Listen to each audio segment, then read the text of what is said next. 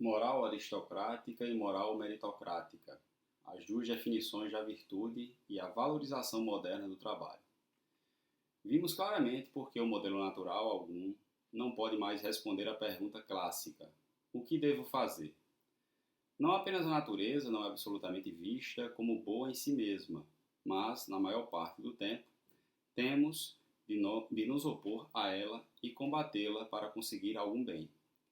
E isso é verdade, tanto em nós quanto fora de nós. Fora de nós? Pense, por exemplo, no famoso terremoto de Lisboa, que em 1755 provocou vários milhares de mortes. Na época, impressionou a todos, e a maioria dos filósofos foi interrogada sobre o sentido das catástrofes naturais. Seria essa natureza hostil e perigosa, para não dizer malvada, que devemos tomar como modelo, como recomendavam os antigos? Certamente que não. E em nós as coisas são, se possível, piores ainda. Se atento à minha natureza, é contínua e fortemente o egoísmo que fala em mim, que ordena seguir meus interesses em detrimento do interesse dos outros. Como poderia eu, por um instante, imaginar conseguir alcançar o bem comum, o interesse geral, se é apenas minha natureza que me contento em ouvir? A verdade é que, para ela, os outros sempre podem esperar. Donde a questão crucial da ética no universo moderno, que abdicou das cosmologias antigas, em que realidade enraizar uma nova ordem, como refazer um mundo coerente entre os humanos, sem, para isso, recorrer à natureza, que não é mais cosmos, nem a divindade, que só vale para os crentes. Resposta que funda o humanismo moderno, tanto no plano moral, quanto no político e no jurídico, exclusivamente na vontade dos homens, desde que eles aceitem se restringir a si mesmos e estabelecer seus limites, compreendendo que a liberdade de cada um deve, às vezes, terminar onde começa a liberdade do outro. É apenas essa limitação voluntária de nossos infinitos desejos de expansão e conquista que pode nascer uma relação pacífica e respeitosa entre os homens. Poderíamos dizer um novo cosmos, mas agora ideal e não mais natural, a ser construído pelo homem e não fato pronto. Essa segunda natureza, essa coerência inventada e produzida pela vontade livre dos seres humanos, e em nome de valores comuns, Kant designa reino dos fins. Por que essa formulação? Simplesmente porque nesse novo mundo, mundo da vontade e não mais da natureza, os seres humanos serão enfim tratados como fins e não mais como meios, como seres de dignidade absoluta, que não poderiam ser usados para a realização de objetivos pretensamente superiores. No mundo antigo, no todo cósmico, o humano não era senão um átomo, entre outros, um fragmento de uma realidade, muito superior a ele. Agora, ele se torna o centro do universo, o ser por excelência, digno de respeito absoluto. Isso pode lhe parecer evidente, mas não se esqueça de que, na época, foi uma revolução extraordinária. Se você quiser avaliar o quanto a moral de Kant é revolucionária em relação à dos antigos, e notadamente a dos estoicos, nada é mais esclarecedor do que verificar que ponto a definição da noção de virtude se inverteu na passagem de um momento a outro.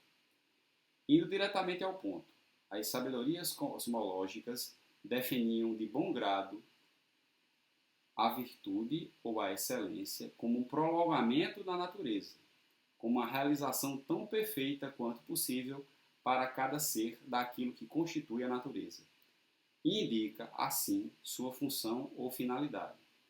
Era na natureza inata de cada um que se devia ler o seu destino último. Essa é a razão pela qual Aristóteles, por exemplo, na Ética a Nicômaco, e muitos consideram o mais representativo livro da moral da antiguidade grega, começa com uma reflexão sobre a finalidade específica do homem entre os outros seres.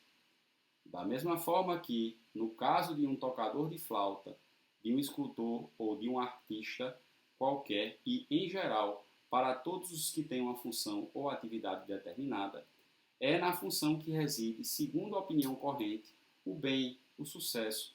Pode-se pensar que é assim para o homem, se é verdade que existe uma função especial para o homem, o que não constitui, evidentemente, nenhuma dúvida, pois seria absoluto pensar que um carpinteiro ou um sapateiro tem uma função, uma atividade a exercer, mas que o homem não tenha nenhuma e que a natureza o tenha dispensado de qualquer obra a realizar. 1197, b. 25. É, portanto, a natureza que estabelece os fins do homem e a ética sua direção. Nesse sentido, Hans Jonas tem razão ao dizer que no pensamento antigo da cosmologia, os fins moram na natureza. Os fins moram na natureza. Se inscrevem nela. O que não significa que, na relação de sua tarefa própria, o indivíduo não encontre dificuldades, não tenha necessidade de exercer sua vontade e suas faculdades de discernimento. Mas acontece com a ética o mesmo que com qualquer outra atividade, por exemplo. A aprendizagem de um instrumento musical. É preciso, sem dúvida, exercício para alguém se tornar o melhor, o excelente, mas, acima de tudo, é preciso talento. Mesmo que o mundo aristocrático não exclua certo uso da vontade como um dom natural, pode indicar o caminho a ser seguido e eliminar dificuldades que o cobrem. Tal é também a razão pela qual a virtude ou a excelência, essas palavras são aqui sinônimas, se define, como eu disse antes, com o exemplo do olho como uma justa medida, um intermediário entre os extremos. Se se trata de realizar com perfeição nossa destinação natural, é claro que ela só pode se situar numa posição mediana. Assim, por exemplo, a coragem que se situa entre a covardia e a temeridade, ou a boa visão entre a miopia e a presbiopia. De modo que, no caso, a justa medida não tem nada a ver com uma posição centrista ou moderada, mas, ao contrário, com a perfeição. Pode-se dizer, nesse sentido, que um ser que realiza perfeitamente sua natureza ou sua essência situa-se num ponto equidistante em relação aos polos opostos que, por estarem no limite de sua definição, confinam com a monstruosidade. De fato, o ser monstruoso é aquele que, de tanto extremismo, acaba por escapar à sua própria natureza. Assim, por exemplo, um olho cego ou um cavalo de 3 patas. Como eu já disse, senti no início de meus estudos da filosofia a maior dificuldade em compreender que sentido Aristóteles podia falar seriamente a respeito de um cavalo ou de um olho virtuoso. Este texto, entre outros extraídos também de A Ética em Nicômaco, mergulhava-me num abismo de perplexidade. Devemos observar que toda virtude para a coisa da qual ela é virtude tem como efeito, ao mesmo tempo, manter a coisa em bom estado e lhe permitir realizar bem sua obra própria. Por exemplo, a virtude do olho torna o olho e sua função igualmente perfeitos, pois é pela virtude do olho que a visão completa em nós como deve. A visão se completa em nós como deve. Do mesmo modo, a virtude do cavalo torna o cavalo ao mesmo tempo perfeito em si mesmo e bom para a corrida, para levar seu cavaleiro e enfrentar o inimigo. Muito naturalmente, marcado pela perspectiva moderna, meritocrática, não via o que a ideia de virtude vinha fazer ali. Mas, numa perspectiva aristocrática, tais palavras nada têm de misteriosas. O ser virtuoso não é aquele que atinge um certo nível graças a esforços livremente consentidos, mas aquele que funciona bem e até excelentemente segundo a natureza e as finalidades que lhe são próprias. E isso vale tanto para as coisas animais quanto para os seres humanos, cuja felicidade está associada a essa realização de si. No seio de tal visão da ética, a questão dos limites que não devem ser ultrapassados tem assim uma solução objetiva. É na ordem das coisas, na realidade do cosmos, que se deve procurar seu traço, como o fisiologista que, ao perceber a finalidade dos órgãos e dos membros, também percebe em que limites eles devem exercer sua atividade. Assim como não se poderia, sem dano, trocar um fígado por um rim. Cada um no espaço social deve encontrar o seu lugar e se manter nele, sem que o juiz deverá intervir para restabelecer a ordem harmoniosa do mundo e dar, segundo a célebre fórmula do direito romano, a cada um o que é seu. Toda dificuldade para nós, modernos, vem de que tal leitura cósmica tornou-se impossível simplesmente por falta de cosmos a ser escrutado e de natureza a ser decodificado. Poderíamos caracterizar assim a oposição cardeal que separa a ética cosmológica dos antigos da ética meritocrática e individualista dos republicanos modernos, tomando como base a antropologia anunciada por Rousseau. Para os antigos, como acabo de lhe dizer, porque a virtude, entendida como excelência no gênero, não está em oposição à natureza, mas, ao contrário, não é senão uma atualização bem-sucedida das disposições naturais de um ser. Uma passagem, como diz Aristóteles, da potência ao ato. Para as filosofias da liberdade, ao contrário, e especialmente para Kant, a virtude aparece em exata oposição, como uma luta da liberdade contra a naturalidade em nós. Nossa natureza, volto a insistir, é naturalmente inclinada ao egoísmo. E se quero dar espaço para os outros, se quero limitar minha liberdade às condições de sua integração com a de outrem, então é preciso que eu faça um esforço. É preciso mesmo que eu me violente. E é somente com essa condição que uma nova ordem de coexistência pacífica dos seres humanos é possível. Aí está a virtude. E não mais, de modo algum, como você vê, na realização de uma natureza bem dotada. É por ela, e apenas por ela, que um novo cosmos, uma nova ordem do mundo, fundada no homem e não mais no cosmos ou num Deus, se torna possível. No plano político, esse novo espaço de vida comum terá 3 marcas características, diretamente opostas ao mundo aristocrático dos antigos: a igualdade formal, o individualismo e a valorização da ideia de trabalho. Sobre a igualdade serei breve, pois já lhe disse o essencial. Caso se identifique a virtude aos talentos naturais, então, com efeito, nem todos os seres se equivalem. Nessa perspectiva, é normal que se construa um mundo aristocrático, quer dizer, um universo fundamentalmente não igualitário, que nos postula não apenas uma hierarquia natural dos seres, mas que também insiste em fazer com que os melhores fiquem no alto e os menos bons embaixo. Se ao contrário situa-se a virtude não mais na natureza, mas na liberdade, então todos os seres se equivalem e a democracia se impõe. O individualismo é consequência desse raciocínio. Para os antigos, todo o cosmos é infinitamente mais importante do que suas partes, do que os indivíduos que o compõem. É o que se chama de holismo, que vem do grego holos, que quer dizer tudo. Para os modernos, a relação se inverte.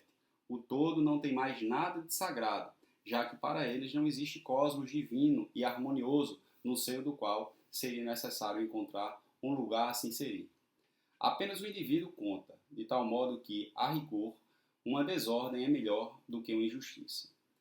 Não se tem mais o direito de sacrificar indivíduos para proteger o todo, pois o todo não é nada mais do que a soma dos indivíduos, uma construção ideal na qual cada ser humano, porque é um fim em si, não pode mais ser tratado como um simples meio. Você vê que o termo individualismo não designa, como pensa habitualmente, o egoísmo, mas quase o oposto, o nascimento do mundo moral no seio do qual os indivíduos, pessoas, são valorizados na medida de suas capacidades de se desprenderem da lógica do egoísmo natural para construir um universo ético-artificial. Enfim, na mesma perspectiva, o trabalho se torna o próprio homem, até o ponto em que um ser humano não trabalhe não é apenas um homem pobre, porque não tem salário, mas um pobre homem no sentido que não pode se realizar e realizar sua missão na Terra, construir-se, construindo o mundo, transformando-o para torná-lo melhor, apenas pela força de sua boa vontade. No universo aristocrático, o trabalho era considerado defeito, uma atividade no sentido próprio do termo, servil, reservada aos escravos. No mundo moderno, ao contrário, ele se torna um veículo essencial da realização de si, um meio não apenas de se educar, não há educação moderna sem trabalho, mas também para se desabrochar e se cultivar. Como você vê, estamos agora nos antípodas do mundo antigo que descrevi. Façamos um resumo para que você não perca o fio. Vimos até agora como as morais modernas deixaram de se basear na imitação do cosmos. A ciência moderna fez com que ele explodisse, ou na obediência aos mandamentos divinos, também eles fragilizados pelas conquistas cada vez mais críveis das ciências positivas. Você compreendeu também que as morais estavam em grande dificuldade. Vimos ainda como, a partir da nova definição do homem proposta pelo humanismo moderno, notadamente por Rousseau, novas morais iam se construir, começando pela de Kant, como a dos republicanos franceses, e a dos republicanos franceses. É, pois, o humano, ou como se diz no jargão filosófico, o sujeito, que desde então assumiu o lugar das entidades antigas, cosmos ou divindade, para se tornar progressivamente o fundamento último de todos os valores morais. Ele é, de fato, que aparece como objeto de todas as atenções, como único ser, afinal, verdadeiramente digno de respeito no sentido moral do termo. Mas isso tudo ainda está mal situado historicamente. Com efeito, comecei essa apresentação da filosofia moderna, por Rousseau e Kant, logo por filósofos do século XVIII, ao passo que a ruptura com o mundo antigo ocorreu na filosofia já no século XVII com Descartes. É preciso que eu lhe diga uma palavra sobre ele, pois é o verdadeiro fundador da filosofia moderna, e é útil ter ao menos uma ideia das razões pelas quais ele marca simultaneamente uma ruptura e um ponto de partida.